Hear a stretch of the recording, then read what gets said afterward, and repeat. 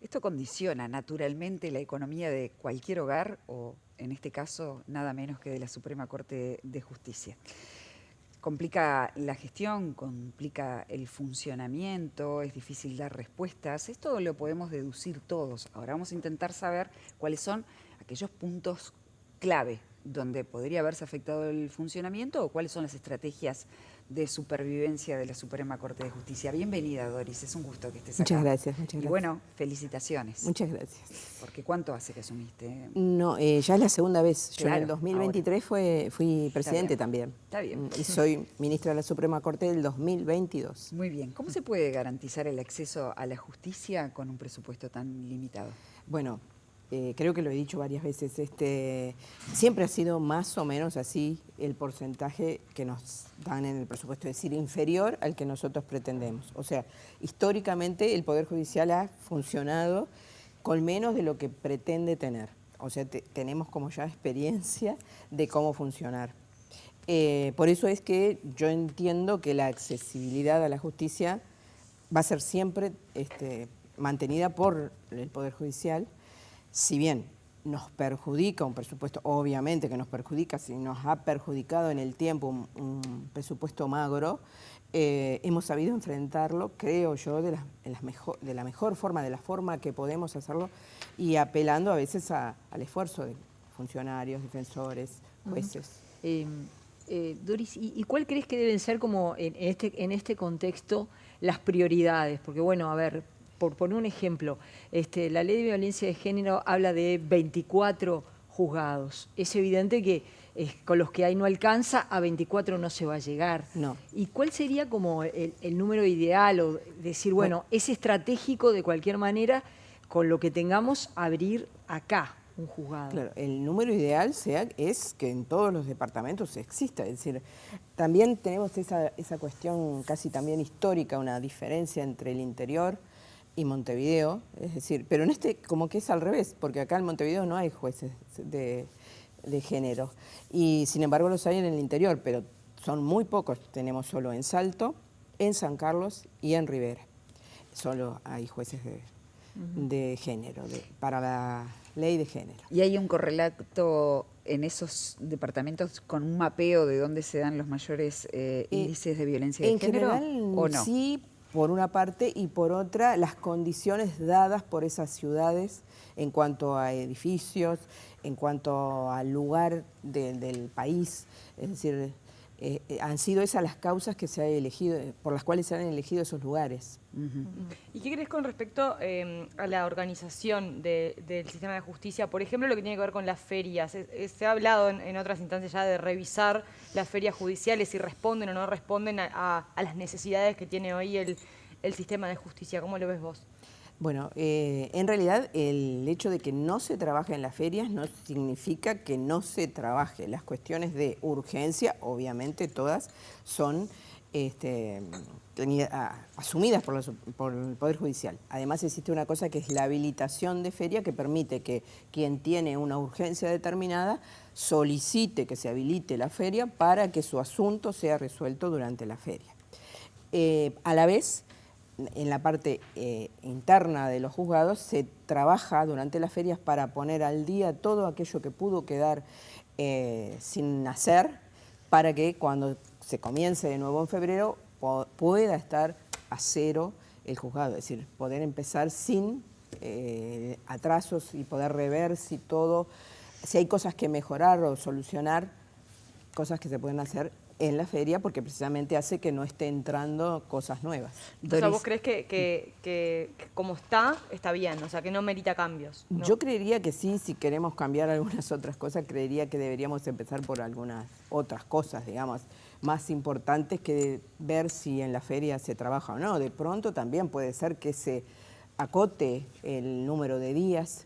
El trabajo del juez y concomitantemente la de los funcionarios, actuarios, es un trabajo muy estresante y claramente necesita un tiempo de descanso, y no hay duda que después de un largo periodo de trabajo se siente el esfuerzo, o sea que ese parecería lo que hay detrás de eso, es decir, se van a descansar, se van a pasear, no es tan así. Es Que decir, también tendrían derecho, ¿no? obviamente que sí, pero no como que el mundo queda parado porque los jueces nos vamos en la feria. Es decir, los jueces en feria trabajan, porque hay jueces de feria, los jueces en feria trabajan en los asuntos que se ha pedido la habilitación de feria para que se sigan adelante, y el resto, los funcionarios, los actuarios, tratan de poner en orden, digamos, el juzgado para que se inicie el trabajo de mejor forma.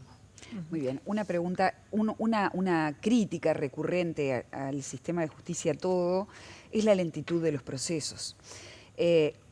¿Cuál es claro, ya hablamos del presupuesto, pero también quizás ahora hay nuevas herramientas de digitalización, de utilización de inteligencia artificial que podrían llegar a ser vinculantes en la agilización de esto.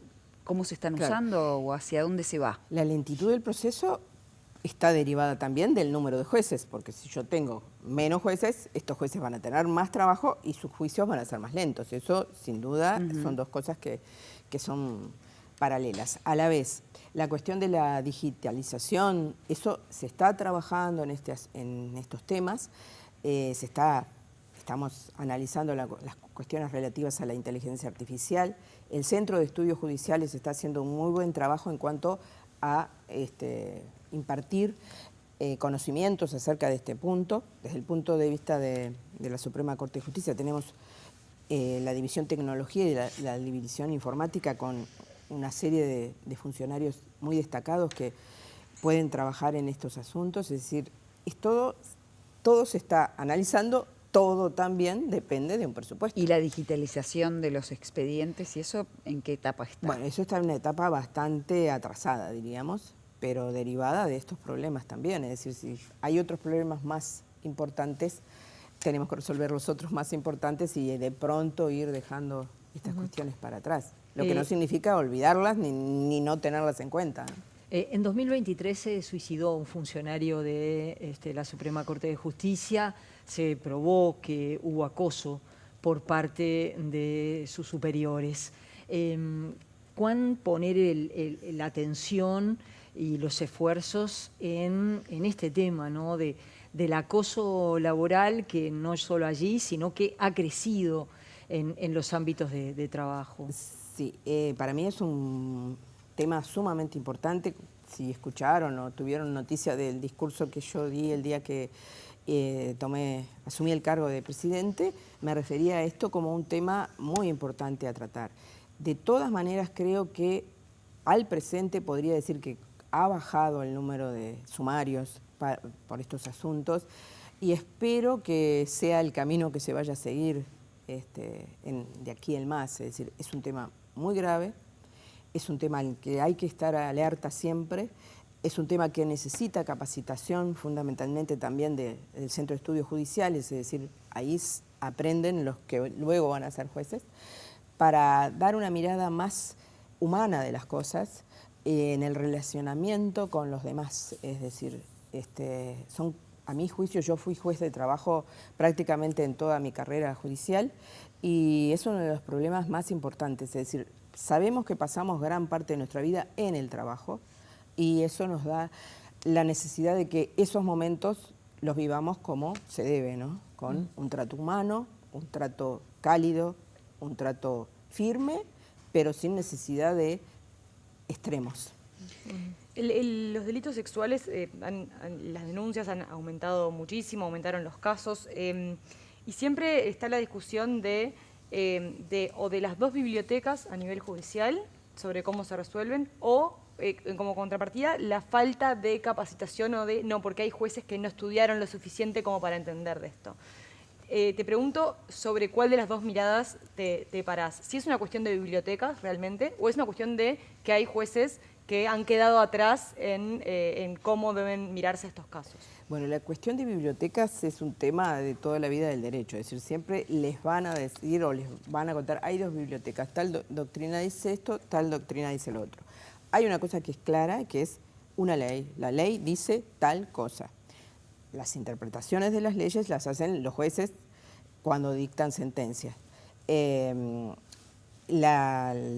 una mala aplicación de una ley tiene las consecuencias de que podría ser revocadas esas decisiones porque no se ajustan a la ley. Por otro lado, el tema de la capacitación, es decir, es una lucha constante de la Asociación de Magistrados, la capacitación de los jueces, y que eso se ha tenido en cuenta como elemento para el ascenso. Entonces, todo el andamiaje legal, digamos, que está para decidir quiénes ascienden, en gran parte tiene en cuenta la capacitación. Entonces, es un tema en el que estamos siempre en tratar de que todos los jueces tengan una capacitación y que eso se vea reflejado en su carrera judicial en cuanto al ascenso. De ahí el más, uno no puede estar detrás de cada juez en lo que hace, ¿no? Se verá reflejado en si ese juez tiene carencias, como has dicho, en cuanto a capacitación, y eso puede ser reflejado en su carrera judicial. Pero más allá de que la Suprema Corte de Justicia, a través de la forma en que elegimos a quienes ascienden, imponemos, digamos, de cierta manera que la capacitación sea un elemento fundamental, cada juez en su fuero íntimo... Sí, al final del día el juez es el que toma la decisión basado en su interpretación. Claro, en su interpretación. Y también es quien toma la decisión en cuanto a su capacitación. Es decir, se ofrece la capacitación, a esa capacitación se le da puntaje, digamos, como mérito, pero es como todo. ¿No debiera haber cierto grado de obligatoriedad de sí, ayornamiento? Que lo hay, porque una cosa es el ofrecimiento y otra es si toman el ofrecimiento. Lo hay, ¿no? porque hay cursos, vuelvo al Centro de Estudios Judiciales, que son obligatorios. Bien.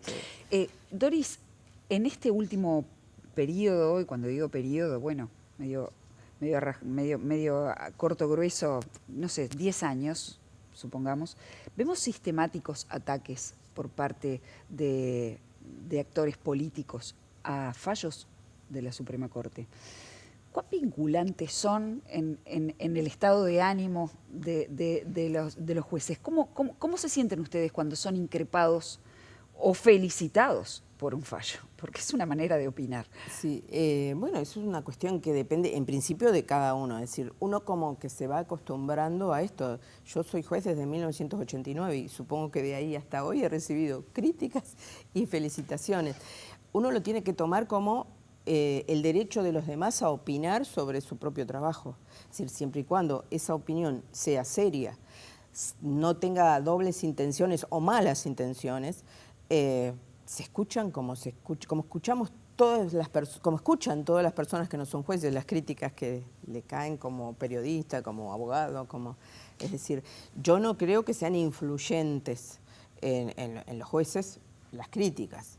Es más, de pronto hay quien no las escucha o no les presta atención, es decir, yo espero que no influyan en nadie y que se permita el derecho a los demás a opinar a favor o en contra de lo que pero uno sí decide. influyen las investigaciones administrativas, por ejemplo, ¿no? O sea, hablando con algunos operadores judiciales, comentaban que muchas veces pasa de que hay jueces que toman decisiones con miedo a que les caiga una investigación administrativa por haber tomado la decisión correcta o incorrecta. Bueno, hay dos cosas ahí en eso. Las decisiones jurisdiccionales, es decir, lo que depende de lo que el juez decide de acuerdo a la ley, lo que él entiende que corresponde, ahí no puede ingresar la investigación administrativa.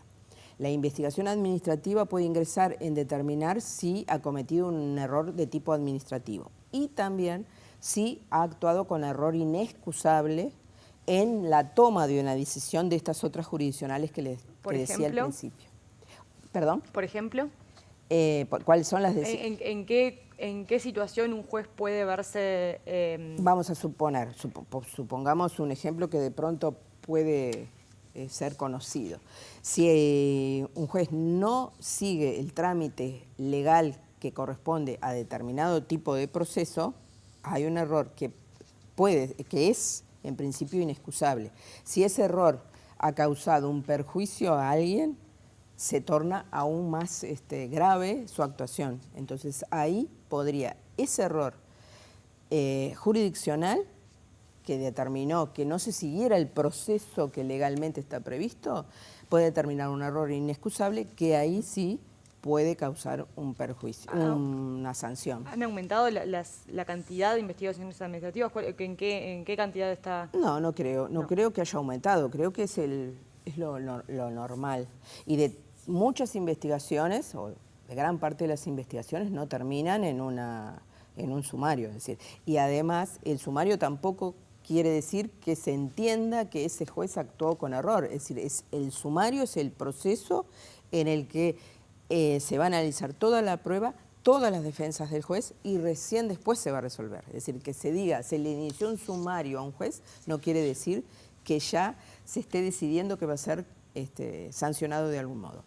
En ese proceso él va a tener todo el derecho a obtener su defensa, a ofrecer toda la prueba, a que un instructor emita su opinión y que también lo haga la asesoría jurídica de la Suprema Corte de Justicia y después nosotros los ministros decidamos. Es decir, son dos cosas, la investigación y el sumario son dos cosas diferentes y en ningún caso ninguna implica. Y otra cosa que yo creo que no me gustaría pensar que los jueces actúan por miedo, es decir... Bueno, pero de facto, digo, sucede. Bueno, si lo dicen, deberían corregirlo. Es decir, yo creo que en todos estos años que yo he sido juez, lo único que no he tenido al decidir es miedo. Puede ser la duda. Tengo razón, está bien, voy a estudiar este libro, aquello y formarme mi opinión y decidir. Pero cuando decidí, miedo no puedo tener. Pero ¿crees que más allá de que eso es una actitud conceptual que es muy fuerte, es muy poderosa, está claro, debiera ser así? Ahora, cuando tenés que decidir sobre casos del narcotráfico, y eso puede involucrar, y hemos tenido ejemplos, a gente de la justicia que ha sido atacada, ¿no es natural el miedo? Y el miedo es natural y hay algún dicho que Y entonces, lo dice. ¿cuáles son las formas en que se blinda a los jueces para que tomen decisiones con seguridad?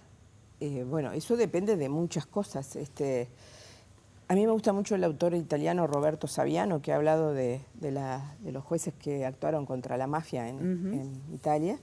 Y el título de uno de sus libros, Los valientes están solos. Es decir, el juez está solo siempre ante la decisión.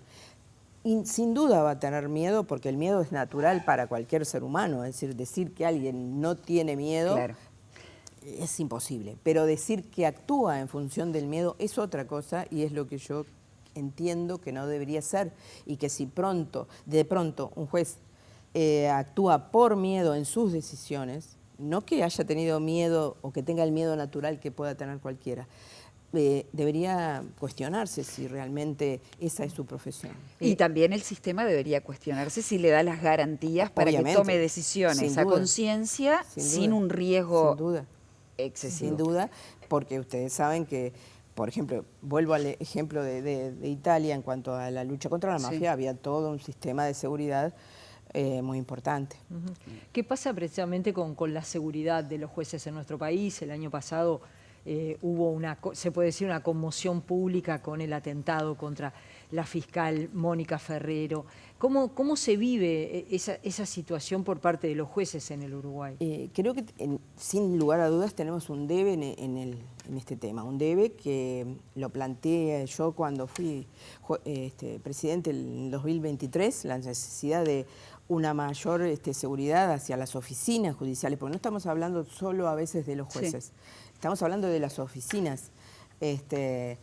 Estamos en un debe, lo planteé, siempre es el tema del presupuesto, no es que no haya para nosotros, no hay para el Ministerio del Interior para que nos ofrezcan la seguridad que necesitan los juzgados. Estoy hablando fundamentalmente de los juzgados en sí mismos.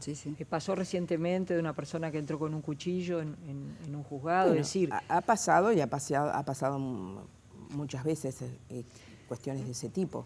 En algunas sedes hay policías, en otras no, precisamente por invocar esa falta de presupuesto del Ministerio del Interior para poder, es decir, tenemos otras cosas prioritarias y no esto. La vida de un juzgado puede pasar en la tranquilidad absoluta durante años hasta que un día pasa algo.